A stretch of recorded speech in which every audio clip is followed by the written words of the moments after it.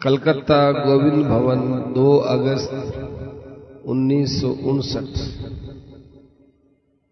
प्रश्न, जन्म मरण के रोग की मुख्य दवा क्या है? उत्तर, निष्काम भाव से जप ध्यान करना। चाहे जो कुछ हो जाए घबराना नहीं, चिंता नहीं करना, भगवान का मंगलमय विधान मानकर खूब प्रसन्न रहना। करुणा भाव से रो रो करके भगवान से प्रार्थना करनी चाहिए, हे प्रभु, मैं इस संसार के जन्म मरण के चक्र से छूटना चाहता हूं, परंतु मेरे बस की बात नहीं है। आपकी कृपा से ही सब होगा। आपकी कृपा अनाथों पर ही तो होती है। आपकी कृपा दीनों पर होती है। आपकी कृपा पतितों पर होती है। तो मुझे कुछ भी समझ लीजिए, अनाथ समझ लीजिए, दीन समझ लीजिए, पतित समझ लीजिए, आपकी कृपा के बिना और मुझे कोई आश्रय दिखता नहीं। ऐसा कहकर रोना चाहिए। अगर आंसू नहीं आवे तो कोई बात नहीं, भाव करुणा का होना चाहिए। भगवान की दया के बल पर एकदम निर्भर हो जाओ, फिर घबराहट नहीं आ सकती। ऊंची स्थिति बनने के लिए आप में जितनी ताकत है उसको लगाओ, चाहे हठ भी करना पड़े। हमारी सारी चेष्टाओं से भगवान में प्रेम होवे, ऐसा हमारा भाव होना चाहिए कि बीमारी के समय में राम राम आता नहीं, ध्यान होता नहीं, क्या करें? बीमारी में तो भगवान की विशेष दया समझनी चाहिए। अगर कोई बड़ी बीमारी हो, ज्यादा बीमारी हो और शरीर में ज्यादा तकलीफ हो तो और ज्यादा खुश होना चाहिए कि वाह, अब भगवान मुझे शुद्ध करने लग गए। इतने दिन तक जो मैंने भगवान से प्रार्थना की वो अब सुन ली। और ज्यादा दुख होवे तो मन में सोचो कि अब भगवान मेरे को याद कर रहे हैं। इतने दिन तक मैंने याद किया, अब भगवान याद करते हैं। और असह्य दुख हो जाए तो बस फिर तो मन में ये रखो, अब भगवान ने मुझे अपना लिया, मुझे अपना मान लिया, भगवान ने मुझे अपना प्रेम दे दिया, बड़ी कृपा है, ऐसा मानो। ये कोई दिलासा दिलाने के लिए नहीं कह रहे हैं, ये बात वास्तव में बात ऐसी है। इसलिए भगवान को हर समय याद रखने की चेष्टा करनी चाहिए।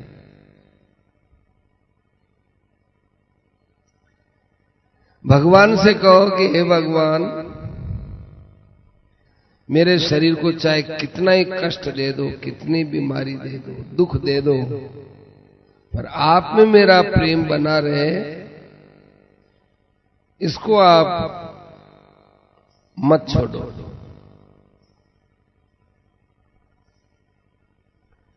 अपने मन की शुद्धि के लिए एक तो नाम जप और एक निष्काम भाव से सेवा, इन दो की बहुत जरूरत है। तीर्थ है, व्रत है, सत्संग है, यज्ञ है, दान है, इनके साथ में निष्काम भाव को जोड़ें तो इनमें शक्ति बढ़ती है। जैसे दूध में मीठा मिलाते हैं तो दूध में मिठास बढ़ता है, इसी प्रकार निष्काम भाव जोड़ते हैं तो इन सब में अलग ही शक्ति आती है। थोड़ा सा निष्काम भाव संसार से मुक्ति करा देता है। निष्काम का बड़ा भारी महत्व है। याद रखो, अपने भीतर यदि जरा सा भी स्वार्थ है तो ये कलंक की बात है। अब मैं आपको इतनी बातें कहता हूं, आप मेरे खास अपने हो, इसलिए आपके बीच में कहने का थोड़ा संकोच छोड़ करके साहस करता हूं। इन बातों को यदि अभी हम नहीं मानेंगे तो कब मानेंगे? ये मानव शरीर है तभी तक संभव है, नहीं तो उसके बाद इन भाषा को ही नहीं समझेंगे। इन बातों को गहराई से समझो। स्वार्थ ये कलंक है, हृदय का मैल है।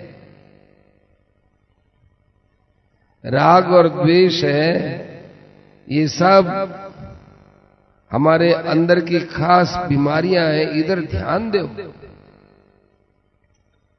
बात बात में लोग राग कर लेते हैं, द्वेष कर लेते हैं। हर जगह स्वार्थ ही स्वार्थ का राज्य कर रखा है। अभी नहीं हटोगे तो कब हटोगे? आप लोग सत्संग सुनने वाले यदि स्वार्थ का त्याग नहीं करें तो कौन करेगा?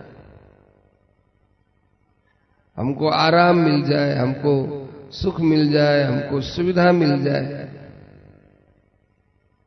ये अच्छी बातें नहीं है। स्वभाव को तो जितना जल्दी आदमी बदल सकता है उतना जल्दी बदल सकता है। लोगों ने समझ रखा है कि स्वभाव सुधरना बड़ा मुश्किल है, चाहते नहीं है। वो देखते हैं हम सत्संग में जाकर बैठ जाएं, अपने आप ही सुधार हो जाए। हम तीर्थों में जावें तो अपने आप कल्याण हो जाए। ये चीजें अपने आप होने की नहीं है। इन चीजों में हमको हमारी तरफ से चेष्टा करनी चाहिए।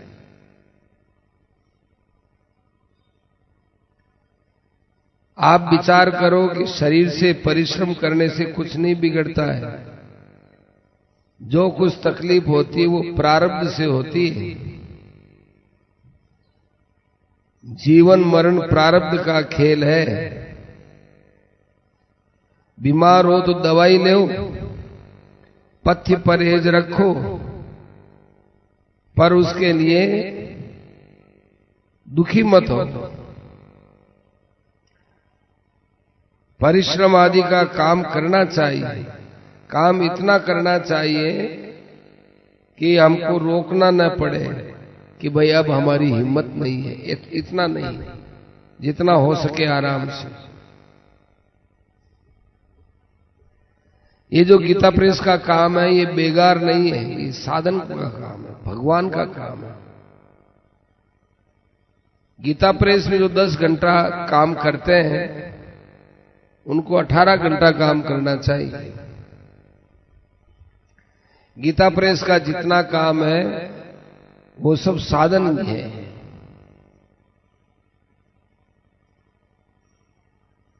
जैसे एक दीवान है, उसको अगर भगवान माने तो भगवान है, दीवान माने तो दीवान है। जैसे एक महात्मा है, अगर उसको महात्मा माने तो वो महात्मा है, अगर सामान्य आदमी माने तो वो सामान्य आदमी है। आप पर निर्भर है वो स्वयं क्या है वो जाने, उससे अपने को मतलब नहीं। हम क्या मानते हैं? जैसे कोई दरिद्र नारायण सड़क पर पड़ा है, उसको अस्पताल में भर्ती करा दिया तो लोग देखते हैं हमें इससे क्या मतलब। अरे ये भगवान का काम हो गया, भगवान की सेवा हुई। छोटे से छोटा काम भी भाव के कारण बड़ा उत्तम हो जाता है। छोटे काम को करने में उत्तम भाव होता है तो वो काम उत्तम हो गया, भाव से उत्तम होता है। मरने वाले को नाम सुनाना चाहिए, और जो नाम सुनाता है उसके बारे में, उसके पारी में यदि मृत्यु होती है तो उसको विशेष लाभ होता है। लाभ तो दूसरों को भी होगा, पर जिसने अपनी पारी में मृत्यु होते समय नाम सुना है उसको ज्यादा लाभ होगा। भगवान ने मृत्यु के साथ एक छूट दे दी है। क्या? कि कितने भी पाप किए हों, अंतिम क्षण में भगवान का स्मरण हो जाए तो उसका कल्याण है।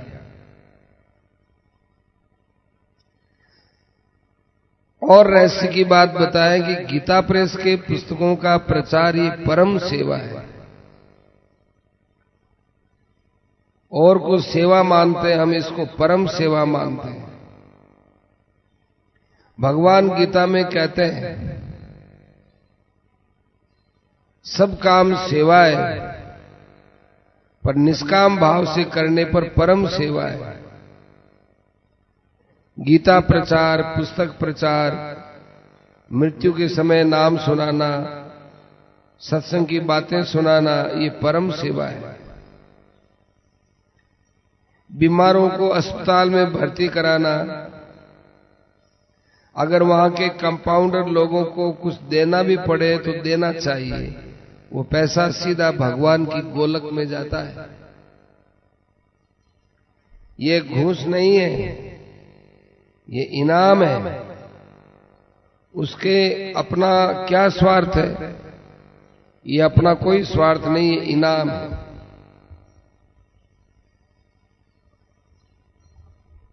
यहां पर थारे लोगों की दृष्टि में परम सेवा और सेवा का विभाग बनेड़ा है,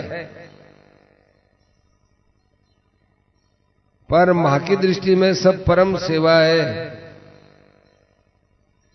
अपने तो सारो काम भगवान के कहने से है। जो भगवान का काम नहीं है यानी पाप है, वो भगवान का काम है ही नहीं, वो अपने को करना ही नहीं। पाप क्यों नहीं करना चाहिए? कि भगवान का काम नहीं, इसलिए नहीं करना चाहिए। जिस काम से भगवान राजी हुए वो काम भगवान रो है। जिस काम के लिए भगवान आज्ञा देवे वो भगवान को काम है।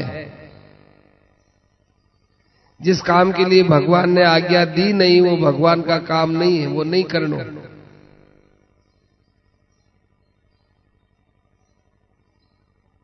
आप लोगों ने गीता कमेटी बनोड़ी है, मेरे नियमों को पालन करना भगवान को ही काम है। राग द्वेष से रहित होने पर मनुष्य का कल्याण हो सकता है, राग द्वेष रहते हुए कल्याण नहीं हो सकता। ये मुख्य बात है। कोई कहे मैं सत्संग करा, मैं भगवान की पूजा करा, मैं तरह तरह का काम करा, पर राग द्वेष नहीं छूटे तो वो घूम फिर बैठे ही घूमे, व्यर्थ नहीं जावे। परंतु राग द्वेष छोड़ने की तरफ विचार नहीं करे, जितने भी न भजन ध्यान रो महत्व दिखे नहीं है। एक भगवान की इच्छा करनी चाहिए और किसी बात की इच्छा नहीं करनी चाहिए।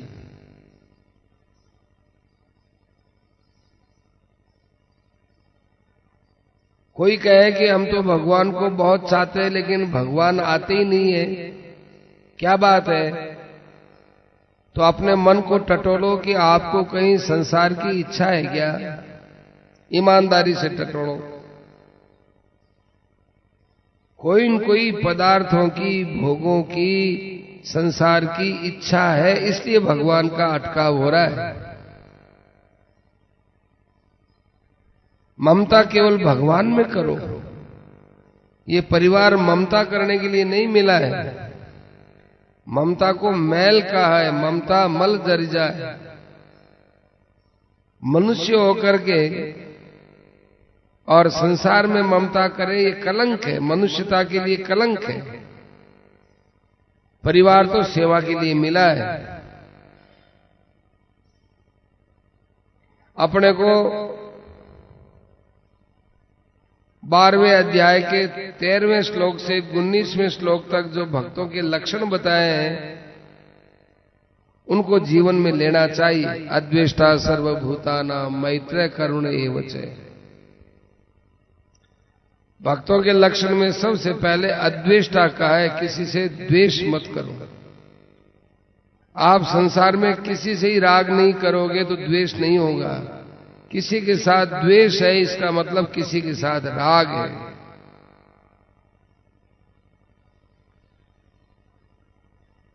निष्काम कर्म जप और ध्यान से पाप का नाश होता है।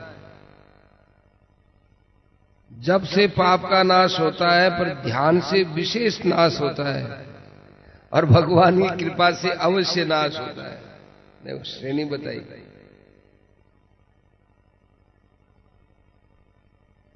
भक्ति योग के बीच के मां भगवान को हर समय याद रखना आ खास बात है।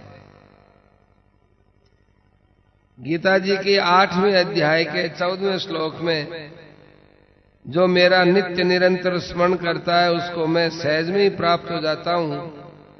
भगवान इस साधन को सुगम बताते हैं। अनन्य चेता सत्यम युमां स्मृति नित्य से तस्याम सुलभ पार्थ नित्य युक्त से योगी नहीं। ये तो प्रत्यक्ष बात है। जब आपको भगवान की याद आती है उस समय आपका चित्त प्रसन्न रहता है।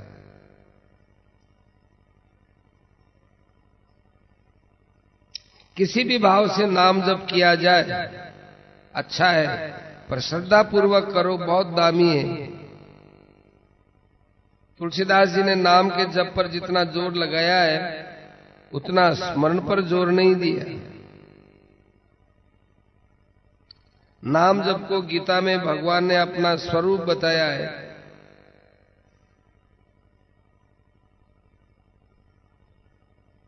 यज्ञानाम जप यज्ञोस्मि। इतना जोर स्मरण में लगाया है उतना जप में नहीं लगाया। भगवान के नाम और जप का जो स्मरण है वह गीता रामायण में बहुत दामी है। जिस नाम का जप करना चाहते हैं साधक को जिस नाम रूप में श्रद्धा हो उसी का ही नाम लेना चाहिए। भगवान के तो बहुत से नाम हैं। कलयुग में विशेष करके हरे राम राम राम हरे हरे, हरे कृष्ण कृष्ण कृष्ण हरे, 16 अक्षर का मंत्र बहुत दामी है। इस मंत्र का जाप हर समय कर सकते हैं, शुद्ध हो अशुद्ध हो।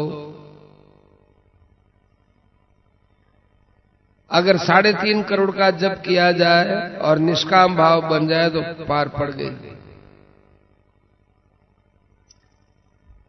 देखो और गहरी बात है, निष्काम तो भाव है और जप है क्रिया।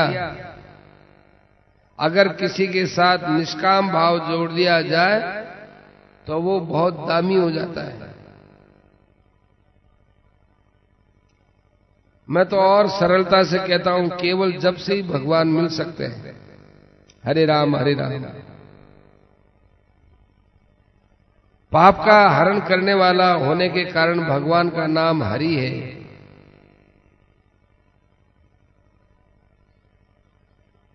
कृष्ण का जो अर्थ है वो सच्चा आनंद धातु से जो अर्थ निकलता है वो निराकार परक है।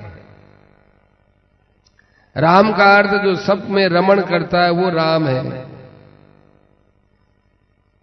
योगी लोग जिसमें रमण करते हैं वो राम है। हरे राम कृष्ण ये तीनों नाम सुगम बताए हैं। ये तीनों सच्चिदानंद घनी हैं। भगवान के नाम के स्वरूप की जो स्मृति है वो बहुत दामी है। वैराग्य इसमें सहायक है। जो मेरा नित्य निरंतर स्मरण करता है उसके लिए मैं सुलभ हूं, उसको मेरी प्राप्ति सहज में हो सकती है। गीता जी 9वां अध्याय 22वां श्लोक, जो अनन्य भाव से मेरा चिंतन करते हैं उनको मैं उनका मैं योगक्षेम वहन करता हूं। जैसे कुली भार को ढोता है, उस माफिक मैं उसका भार ढोता हूं। साधक जहां तक पहुंच गया है वहां तक उसकी रक्षा करता हूं, और जो उसके साधन में अभी अप्राप्ति है उसकी मैं प्राप्ति कराता हूं। 10वें अध्याय के 11वें में उन नित्य निरंतर भजने वालों को मैं ज्ञान देता हूं, अर्थात उनका उद्धार करता हूं। भगवान को हर समय याद रखना चाहिए। रात्रि के सोते समय भगवान को याद करते करते सोना चाहिए, तो सारी रात आपकी भजन साधन में बीत जाएगी। सुबह उठो, उठते ही बैठ जाओ, बैठ करके भगवान को याद करो, निश्चित कल्याण होगा। मनुष्य अपने अंदर जो भाव रखता है वही भाव उसके सुबह उठने पर याद आते हैं। भगवान का भाव रखोगे, भगवान याद आएंगे। बहुत से लोग आजकल कुत्ता बिल्ली पालते हैं, कुत्ता बिल्ली में मन लगाए रखते हैं, उनको कुत्ता बिल्ली की याद आती है। ध्यान से सोचो, मृत्यु का कुछ पता नहीं है किस समय आ जाए। वो मृत्यु में हमारी इज्जत न बिगड़ जाए, ध्यान रखना। भगवान को याद रखने से भगवान आपकी बेइज्जती नहीं करेंगे। इस समय धार्मिक पुस्तक इतने सस्ते दामों में मिलती है तथा सत्संग भी बहुत सस्ते में मिल जाता है, तो इस समय का लाभ उठाओ। सत्संग को कभी महंगा नहीं करना चाहिए।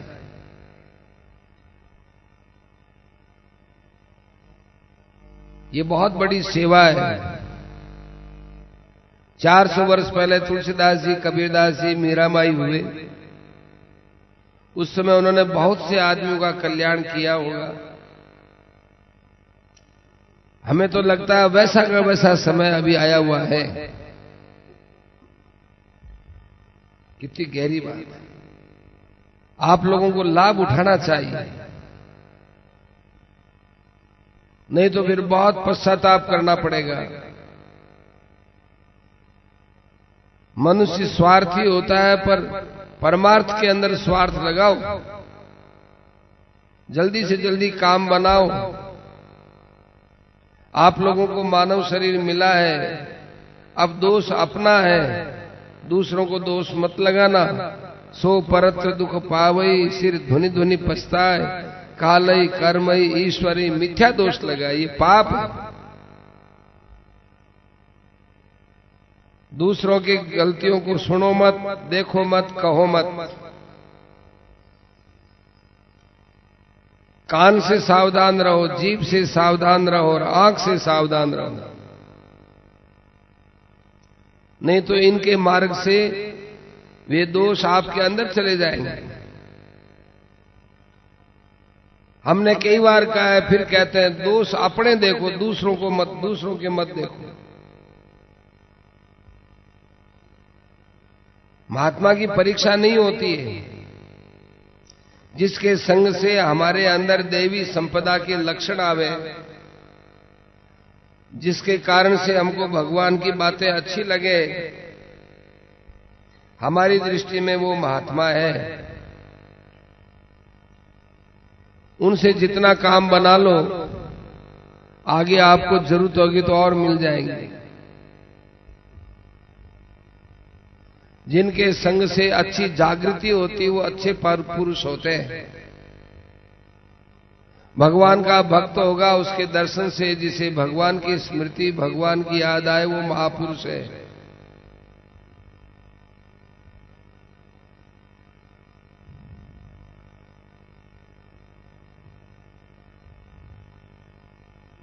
बंदा ऐसा होना चाहिए जो खुद करे और उसका असर पड़ता है।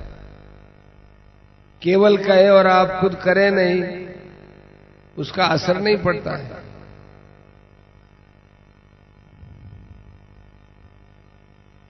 जहां स्वार्थ है वहां कल्याण नहीं है, वहां करामात नहीं है। स्वार्थ आने के बाद करामात भाग जाती है, अर्थात वो महात्मा नहीं है। जहां भोग विलास है वहां भी महात्मा नहीं है। जहां करामात है वो तो ज्ञान भक्ति वैराग्य में चूर रहता है। उच्च कोटि के पुरुष कभी अपने को श्रेष्ठ नहीं बताना चाहते। दूसरे आदमी श्रेष्ठ बतावे तो उनको शर्म आती। मन लगाने के लिए भजन करो। भजन करते समय प्रहलाद को ध्यान में रखो।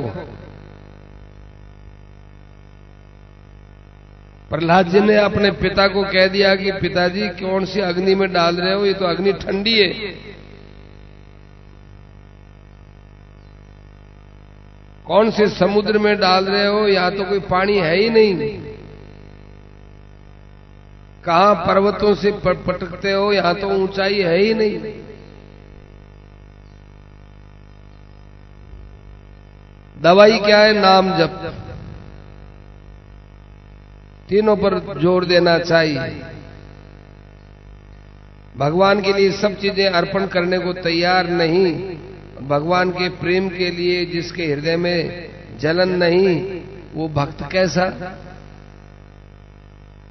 भक्त वो है जो हरदम रोए, तड़फे, जलता रहे, पर केवल भगवान के लिए। यदि घर का एक आदमी बिगड़ता है तो पूरा घर बदनाम होता है। समाज का एक आदमी बिगड़ता है तो पूरा समाज बदनाम होता है। अगर भारत का नेता बिगड़ता है तो पूरा भारत बदनाम होता है। इसी प्रकार अगर भगत बिगड़ता है तो भगवान बदनाम होता है। आप लोग कम से कम इतना तो ध्यान रखो कि भगवान को बदनाम तो मत करो। यद्यपि भगवान का कोई संबंध नहीं है, परंतु भगवान एक तरह से अनजान आदमियों के लिए बदनाम तो होते ही है कि देखो वो आदमी भगवान की भक्ति करने वाला, वो आदमी भगवान की भक्ति इतना नीचा, इतना निकृष्ट, तो भगवान को नीचा बता दिया। तो भगवान को तो कम से कम बदनाम मत करो।